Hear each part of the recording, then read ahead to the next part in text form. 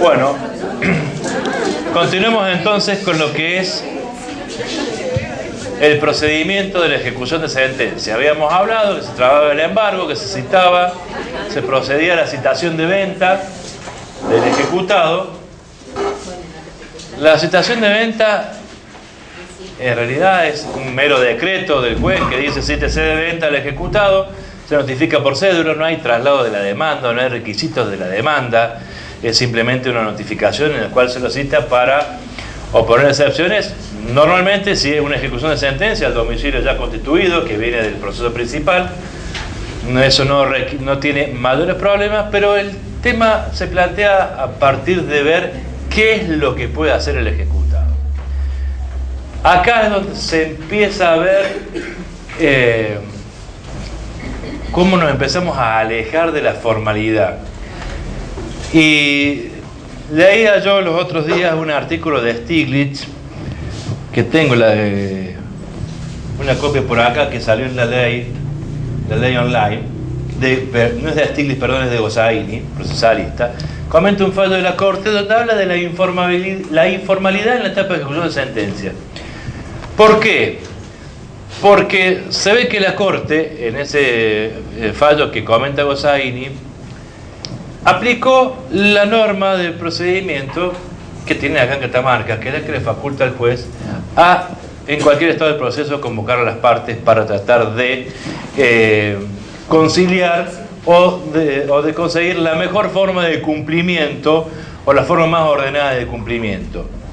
Y esto, evidentemente, es absolutamente informal, más allá de que la audiencia se haga con las formalidades de ley, pero es una cuestión informal, es una cuestión en la cual las partes incluso pueden alejarse de lo resuelto en la sentencia en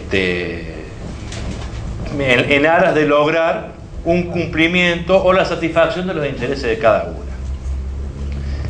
Pero más allá de eso, el ejecutado puede básicamente tener dos opciones: o comparecer o no comparecer. Es decir, insisto, estamos en etapa de ejecución de sentencia, ya es parte, ya tiene normalmente un domicilio constituido, salvo que haya sido declarado rebelde, ya es parte del proceso. La citación es para que oponga excepciones, no para que comparezca. Si no comparece no pasa nada. En realidad, si no comparece, vencido el plazo de la citación, se continúa con el trámite sin ninguna resolución, no hay dictado de ningún auto ni nada, y se procede a la venta de los bienes embargados. Incluso puede comparecer o puede hacer alguna aparición o alguna manifestación que no implique oponer excepciones y que en consecuencia también el trámite continúa sin ninguna formalidad previa. El tema es cuando comparece y opone excepciones en los términos del artículo 505. ¿Por qué? Porque en el procedimiento de ejecución de sentencias, el Código acota el marco de las defensas, los achica bastante y establece con un carácter muy categórico: solo son admisibles las siguientes excepciones.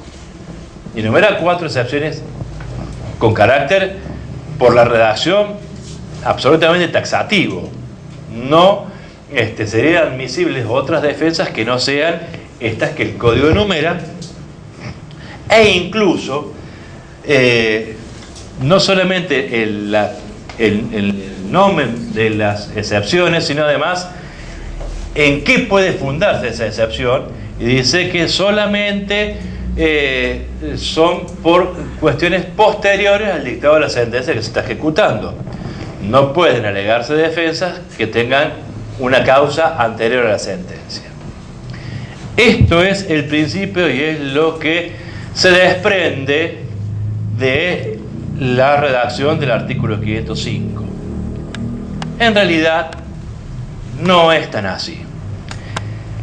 La doctrina y la jurisprudencia, sobre todo la jurisprudencia, se han encargado de ampliar este catálogo de excepciones en aras, en definitiva, y haciendo gala de esta informalidad en la etapa de ejecución de sentencia, en aras de lograr un adecuado ejercicio del derecho y una solución justa.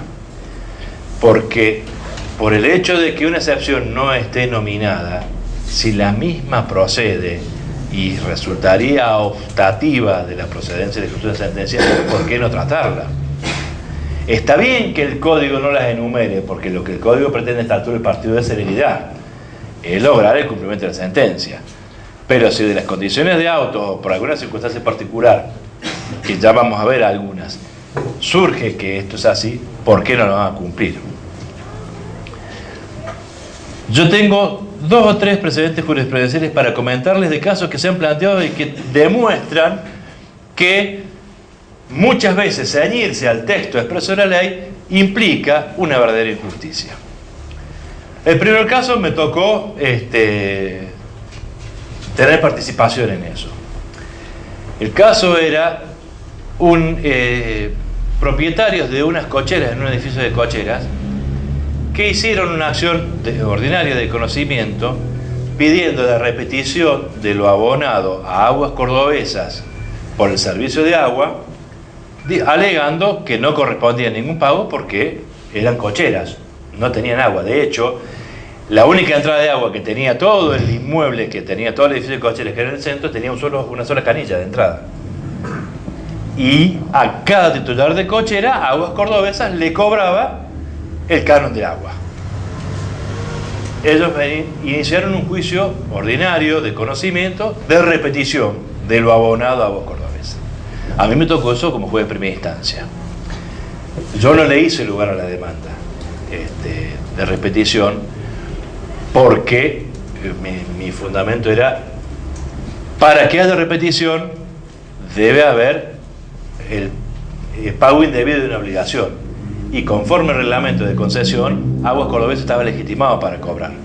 No era justo, pero mientras no cuestionaran la reglamentación pertinente, no quedaba otra que pagar, y estaba bien pagado, por eso no iba a repetición. Eso fue a Cámara, la Cámara revocó el fallo que era mi primera instancia y dijo: no corresponde que Aguas Cordobesas le cobre este canon, y en consecuencia debe devolverle lo cobrado. Cuando baja a primera instancia, los propietarios de estas cocheras que habían obtenido esa resolución favorable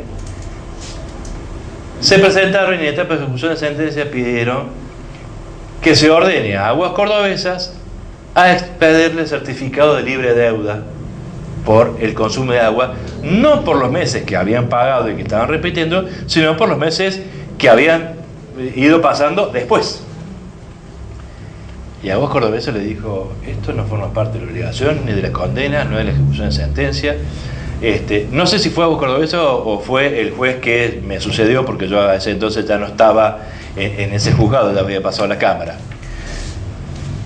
Pero evidentemente el juez les dijo que, no habiendo sido objeto del proceso principal, no correspondía que en la etapa de ejecución de sentencia se obligara a Aguas Cordobesas a expedir este libre deuda. Volvió a la Cámara y la Cámara dijo: mire, del concepto de lo que es la sentencia surge clara que no hay obligación de pagar. Si no hay obligación de pagar, Aguas Cordobesas debe expedir el libre deuda. Es una consecuencia lógica de lo que se resolvió en la sentencia, y en consecuencia le habilita la etapa de ejecución de sentencia para una obligación de hacer, que era expedir el certificado de libre deuda, que no era lo demandado originariamente, pero que yo comparto con este fundamento de la Cámara. Es absolutamente lógico que si la discusión versaba sobre el derecho que tenía Aguas Cordobesas o no de cobrar el canon de agua, ¿cómo no le va a expedir el libre deuda? Porque si no, qué fácil. Me quedo con la sentencia que ordenaba devolver 3 meses y después te cobro 3 años. Así que era un supuesto en los cuales, en definitiva, nos fuimos del ámbito de la ejecución de sentencia, nos alejamos de la formalidad, porque no podíamos hablar de cosas juzgadas específicas respecto a este punto, pero era obvio o evidente que no correspondía. Otro supuesto que nos muestra que esta cuestión no es tan formal, tan ritual como parece, es algo que también pasó en Córdoba, y no sé si se puede repetir en Catamarca, porque no sé si tienen acción civil en sede penal, porque eso depende de cada código de procedimiento. Si lo tienen, los delitos que normalmente se investigan en sede penal y que tienen correlato civil son las lesiones culposas por accidente de tránsito.